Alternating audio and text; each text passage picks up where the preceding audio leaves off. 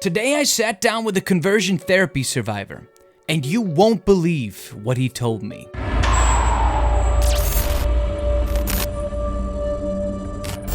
So ladies and gentlemen, we have a special guest here today on The Ghost Effect. I don't usually do these. This is something completely new on this channel. If you can't tell, it's a little bit of a different kind of setting.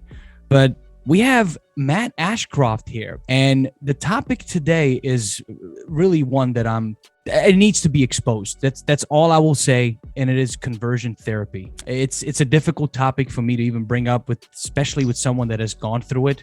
So, Matt, welcome to the show. Thank you so much for having me.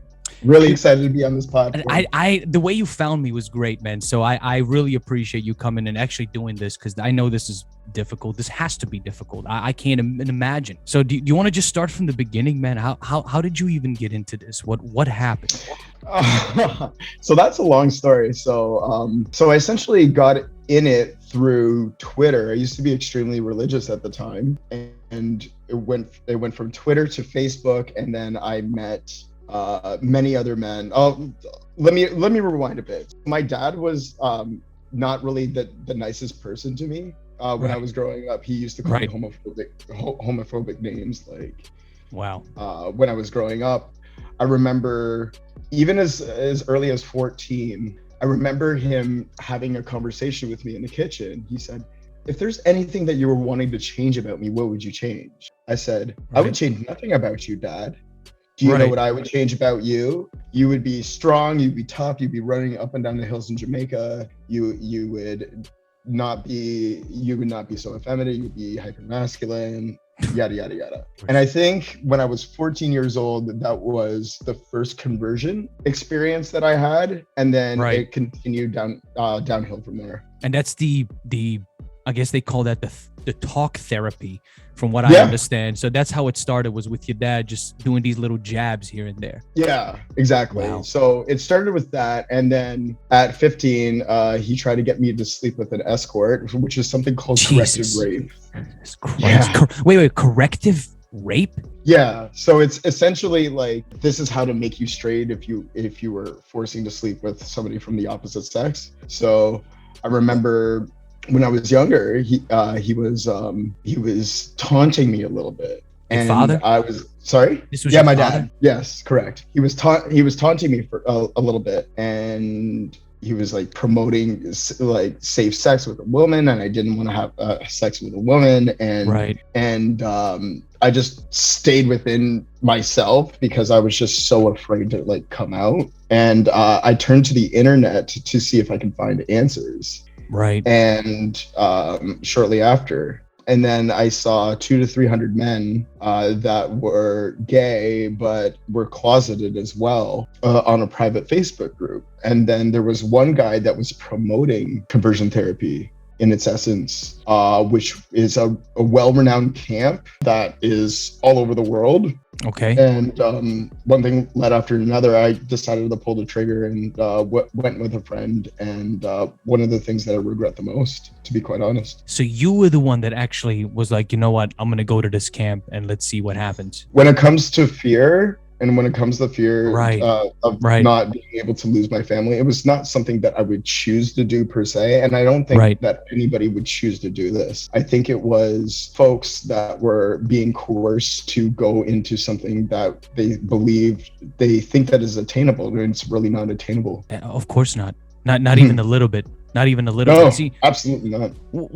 When you went to that, do you mind talking about the camp that you went to? Yeah, I'm only going to share a half a day, but a half a day is all that you need for this. So it was a pretty structured weekend. Okay.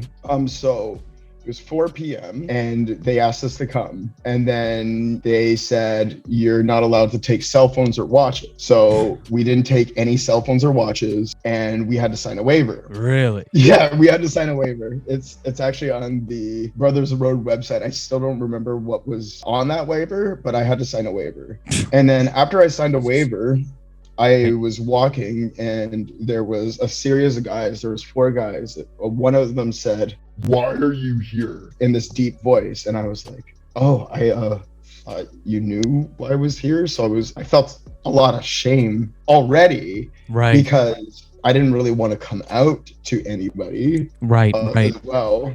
Right. But there's like somebody that was like bigger than me and just like trying to scare me, I felt. And then there was two other guys, I can't remember what they said, but the last guy, it was, what was your greatest fear? I said, my greatest fear is not to be able to have the love of my dad again. Right. So I remember going to this room.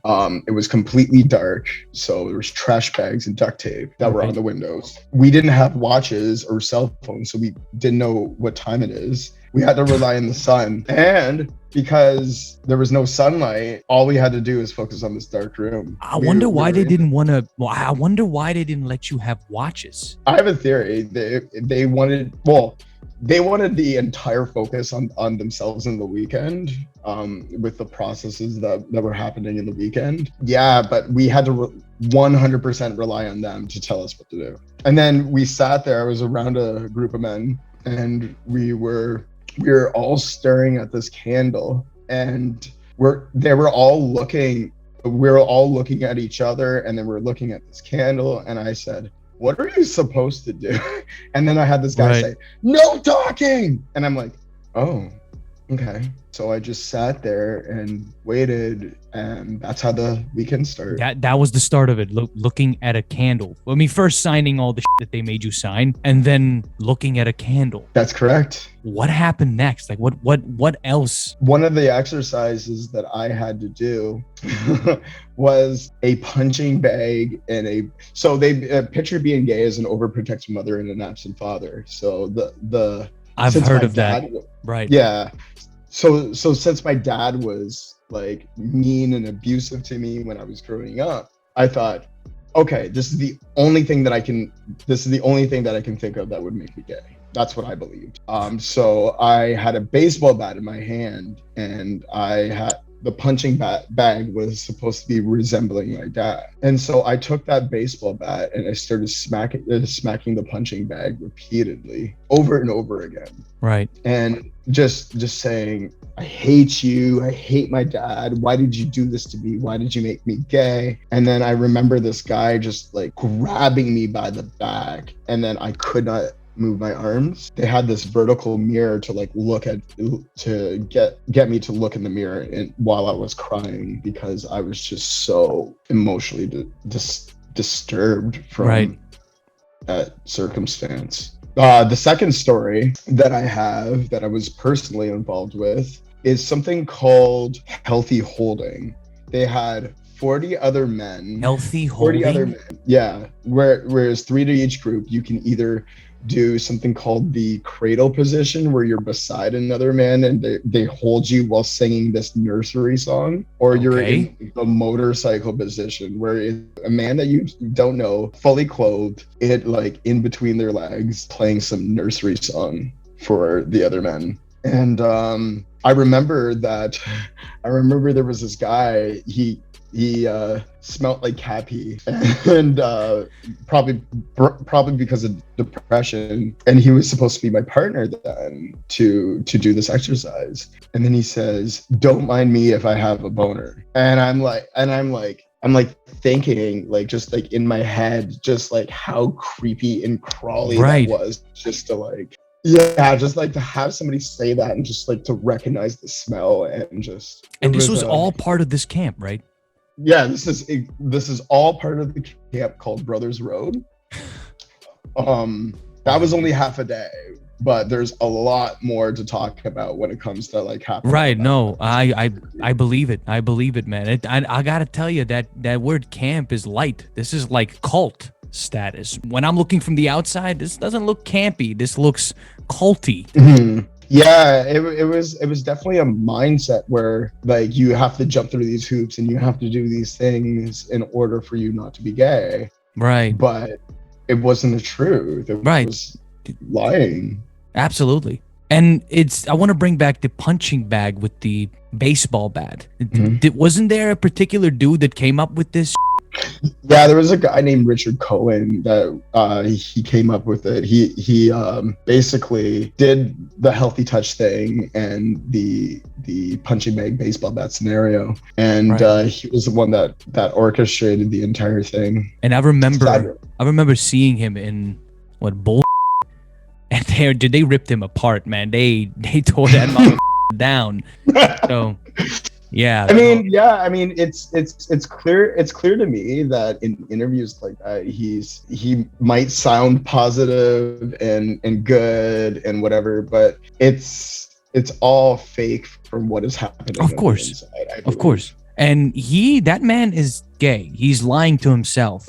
Just Mhm. I don't know what the hell he's doing. Like, why are you lying to yourself and everybody else? Yeah, no, The sad reality is that that's just one man, but there's thousands. Oh, yeah. Of people. Can we go straight into I watched Pray Away. Well, I did watch Pray Away.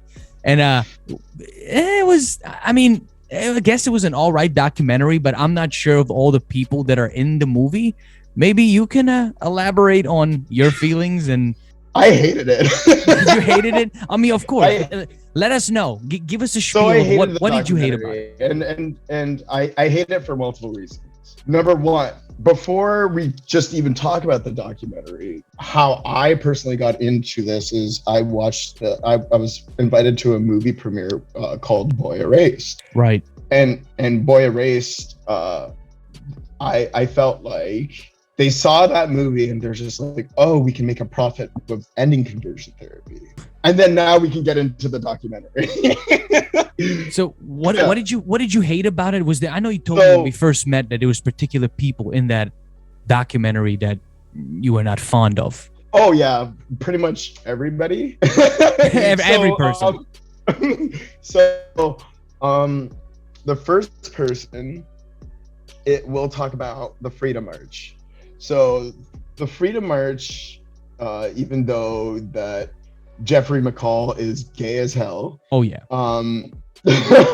Like you can't be a poster boy for it to and yet be that gay. But anyway, right. He had 3,600 likes on his Facebook page when the documentary started, but when the documentary ended, it has close to 10,000 likes. So essentially, why I don't like it is that films like this promoted conversion therapy, even though that was supposed to be a middle of the road documentary. Right. And it should, and conversion therapy should never be middle of the road. It is harmful. It is destructive. Right. It destroys people's lives, and it just gives this false, fake facade of folks. And we need and we deserve better than that. Couldn't agree with you more, man. I don't know much about the people in the movie. I know you do, and from what I understand, it's people that were gay and then not gay and then gay again. I'm like, come on, y'all. Like, and they were promoting those conversion therapies, from what I understand. See, they promoted it for such a long time, and then now they're saying it's horrible. But if it's horrible, why are you doing 54 selfies of yourself going to Tribeca and doing this movie premiere, right? And saying that you have blood on your hands and seeking out a blue verification checkmark on Facebook? To me, that sounds really disingenuous. I wouldn't be seeking out a checkmark. I just feel like not everybody in the documentary is looking out for folks' intentions. The intentions are not good. Right. They're looking out for themselves. And that's what I got out of this. When you and I got off of our call, I went and watched it that night, and both my wife and I were like, this movie is bizarre. Something's off here. Something is right. And we felt that. You're about to be in a movie, aren't you? You're about to be in a movie. You want to sprinkle that in at the end? So yeah, I am about to do something called Conversion Movie. Yes. This documentary, the last documentary is more focused on the leaders of Exodus International Ministries. This is honing in on survivor stories. There you go. And told in a really powerful way. It's very high end. Just the way that they describe not only my story but everybody else's story in that documentary. It's just so beautifully done. Right. I would highly recommend anybody to watch it. Yeah, we'll see what network is going to pick it up, but it should be coming soon. And I hope they do, man, because like I said, this needs to be exposed. This needs to be screamed on the top of our lungs so everybody can know about it. Because these people, we're done with them getting away with this. That's just how I feel. Matt, where can they find you, man? Do some shameless plugging here.